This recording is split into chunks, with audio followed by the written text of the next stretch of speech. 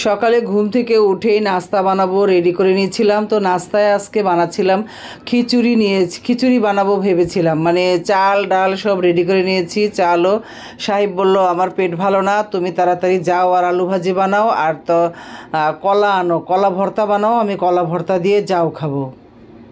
কি করব সাথে সাথে মানে কি বানাবো সব নতুন করে আবার শুরু করলাম। চাল ডাল রেখে দিলাম, রেখে দিয়ে এই যে কারণ যাও বানালে ছেলে তো কলা ভর্তা দিয়ে খাবে না, সে আলু ভাজি খাবে। তো আমার জন্য আর ছেলের জন্য আলু ভাজি বানালাম। আর কলা আনতে বললাম 2টা কলা নিয়ে আসো। দেখেন কি কলা এনেছি, একেবারে ছোট ছোট, মানে এর চেয়ে ছোটো মনে হয় আর কলা হবে না, এত ছোট কলা। আর দেখেন কতটুকু হয়েছে, একদম অল্প একটু ভর্তা। কলা ভর্তাটা আবার আমি অনেক পছন্দ করি, তো খেতে পারতাম না, এত অল্প কলা এনেছে আর কি। তার একটা পেঁয়াজও দেয়নি, মানে সামান্য অল্প একটু পেঁয়াজ আর একটা কাঁচামরিচ দিয়ে পরে ভর্তাটা বানিয়ে দিলাম। দেখেন ভর্তার অবস্থা, মানে একজনেরই হবে না এমন। তো ছোট ছোট কলা দেখলে তো একটু মানে বুদ্ধি করে 4টা কলাও আনে। বাচ্চাদের কথা কি বলবো, বলেছি 2টো কলা নিয়ে আসো, 2টো কলা নিয়ে আসছে। পরে আর কি, আর গতকালকে তো ছিল গরুর মাংস রান্না করেছিলাম, মুরগি রান্না করেছিলাম। তো সাহেবের পেট ভালো না, তো সে তো আর মাংস, অনেক তরকারি রয়ে গেছে। আমরা মাত্র 3জন মানুষ ছিলাম, মেয়ে তো ছিল না বাসায়, মেয়ে গিয়েছিল বেড়াতে ওর খালার বাসায়, মানে আমার ছোটো বোনের বাসায়।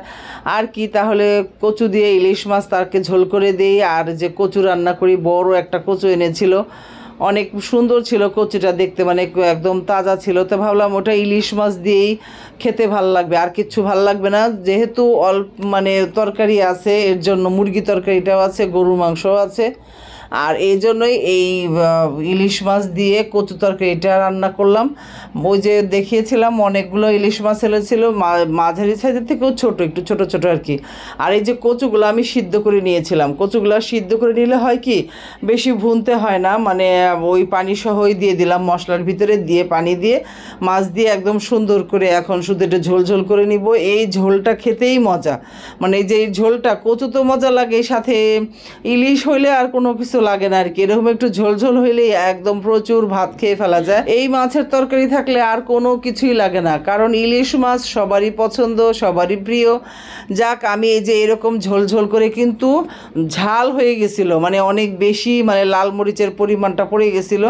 পরে আমি এখান থেকে কাঁচামরিচগুলো উঠাই নিয়েছিলাম, কাঁচামরিচ অনেক বেশি দিয়ে ফেলছিলাম, তো অনেক বেশি ঝাল হয়ে যাবে। পরে কাঁচামরিচগুলো তুলে ফেলে, আর এই যে তাও কিন্তু একদম ঝাল ঝাল হয়েছিল, মজাই লেগেছে।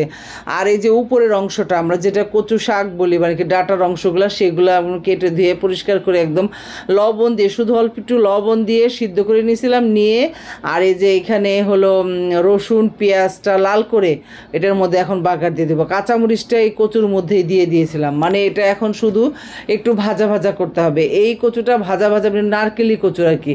এটার সাথে যদি একটু নারকেল দেওয়া যায়, তা আমার কাছে নারকেল ছিল না, এর জন্য আমি নারকেল দিইনি, কিন্তু এটার সাথে একটু নারকেল দিলে যে কী যে মজা হয়, আমার মা বানাতো, অনেক মজার হয় এই কচু, মানে নারকেলি কচুটা আর কি, নারকেল দিয়ে রান্না করলে। আর এই যে আমি কিন্তু চিচিঙ্গা ভাজিও করেছিলাম পাশে, আর এই যে সাহেবকে খেতে দিয়েছে, যে মুরগি তরকারি দিয়েছে, সে কিছুই খাবে না, অল্প একটু কচু খেয়েছে।